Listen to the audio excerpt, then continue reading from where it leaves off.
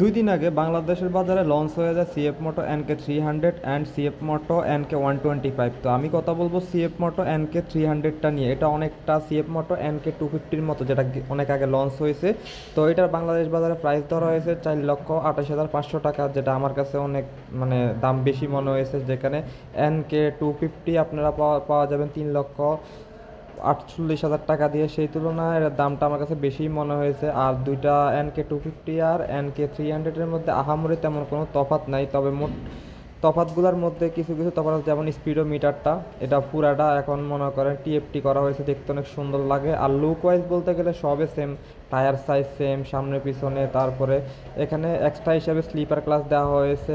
আর এটাতে ইঞ্জিনের পাওয়ারটা কিছুটা বেশি আছে। আপনারা ইঞ্জিনের পাওয়ার 28 বিএসপি পাবেন, আর টর্ক পাবেন 25 নিউটন মিটার টর্ক পাবেন। আর এটাতে আপনারা NK 250-তে আপনারা স্লিপার ক্লাস না পেলেও NK 300-এ কিন্তু স্লিপার ক্লাস পেয়ে যাবেন। মানে ওভারঅল বাইকটা সুন্দর, তবে যে দাম দিয়েছে দামটা আমার কাছে অতিরিক্ত বেশি মনে হয়েছে। এর থেকে NK 250টাই বেটার।